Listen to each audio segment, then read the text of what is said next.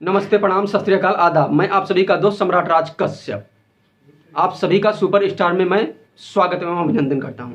दोस्तों, आप जो हम आपके सामने प्रस्तुत हैं, बड़े दिनों के बाद आप हमें देख रहे होंगे, क्योंकि जब हमारा दिल व्यतीत होता है, जब हमें दुख और कष्ट होता है, तो हम आपके समक्ष जरूर उपस्थित होते हैं। जब ऐसे ऐसे गंदे गंदे बयान आने लगते हैं, जब देश को शर्मसार करने वाले बयान आने लगते हैं, तो हम आपके समक्ष उपस्थित होने का जरूर कष्ट करते हैं। दोस्तों, इसीलिए मैं चाहता हूं कि कभी सलमान के बालों पे मर गए, कभी कटरीना के गालों पे मर गए। दोस्तों, कि कभी सलमान के बालों पे मर गए तो कभी कटरीना के गालों पे मर गए। कभी चुम्बन, कभी चेहरे, कभी चुम्बन, कभी चेहरे, कभी चालों पे मर गए। ऊपर बैठे भगत सिंह भी कहते होंगे, देखो सुखदेव, हम भी किन सालों के लिए मर गए।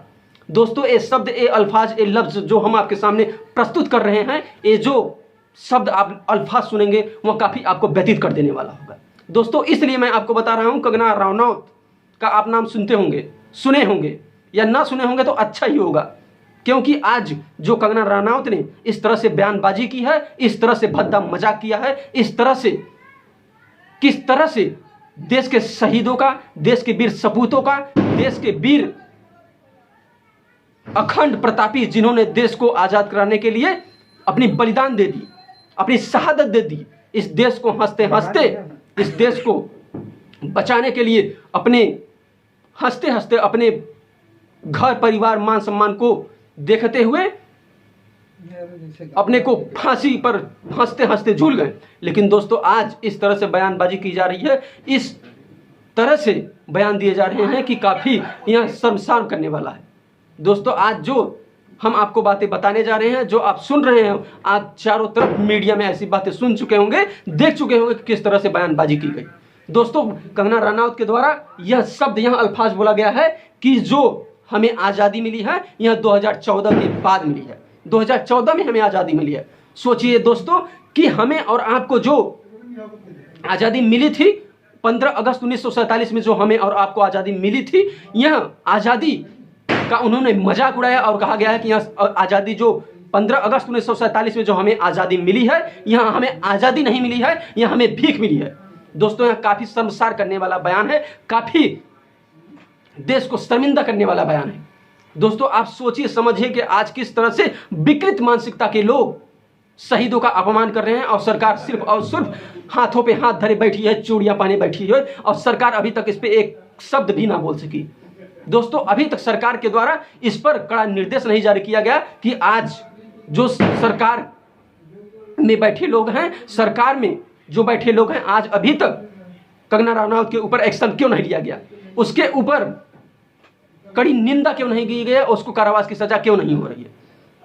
दोस्तों, आर्टिकल में जो हमारी ड्यूटीज हैं, उसके थ्रू हमें बताया गया है कि हमें, हमारे जो देश के शहीद हैं, उनको हमें अपने दिलों में और जान में बसा के रखना होगा। लेकिन दोस्तों, जब हमारे देश में ऐसे नालायक, ऐसे बिक्री मानसिकता वाले लोग जब पैदा हो जाएं, तो हम और आप उस पर क्या कर सकते हैं। दोस्तों, लगता है कि जिस तरह से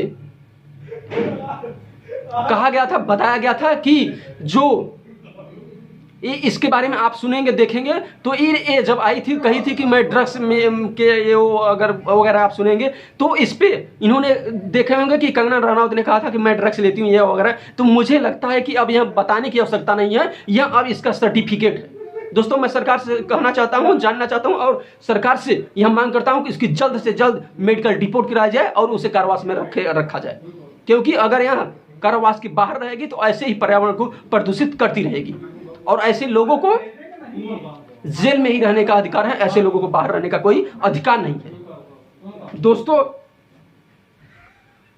क्या जिन्होंने 15 अगस्त 1947 की हमें आ रहे और आपके लिए आज़ादी की लड़ाई लड़ी, सुभाष चंद्र बोस, चंद्रशेखर आजाद, पंडित जवाहरलाल नेहरू, भीमराव अंबेडकर, महात्मा गांधी, सरदार वल्लभ भाई पटेल, लाला लाजपत राय, अरे बड़ी बड़े हस्तियां हैं जिन्होंने लाखों लाख की संख्या में अपनी शहादत दी है। और यह कंगना रनौत सभी का अपमान कर रही है, और हम इस सरकार से मांग करते हैं कि इस पर जल्द से जल्द कड़े से कड़े निर्देश जारी किए जाएं, और उसको जल्द से जल्द जो भी इसके कानूनी कार्रवाई हो, उस पर कानूनी कार्रवाई की जाए। क्योंकि दोस्तों, जब तक ऐसे दलाल, फटक दलाल चाटुकारिता वाले लोग इस देश में रहेंगे तब तक शहीदों का अपमान होता रहेगा। तो अगर इस तरह से ये विकृत मानसिकता वाले लोग, अगर एक दो लोग जब तक कारावास में नहीं जाएंगे, जब तक इन्हें जेल की सजा नहीं होगी, तब तक इनकी दिमाग और दिल दोनों ठिकाने नहीं आएगा।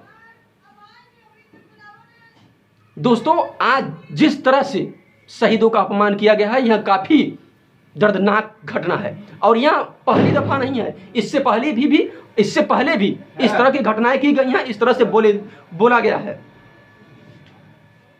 दोस्तों, सरकार के द्वारा जो सरकार में बैठे लोग हैं, आखिर इस पे कड़े निर्देश जारी क्यों नहीं किए जा रहे हैं और इस पे कड़े जो होते हैं कानूनी कार्रवाई क्यों नहीं की जा रही है। दोस्तों, हमारा सरकार से यही मांग है कि इस पर जल्द से जल्द कार्रवाई की जाए। इस शब्दों के साथ हम अपने वाणी को देते हैं विराम और आप देखते रहिएगा सुपरस्टार न्यूज़। धन्यवाद।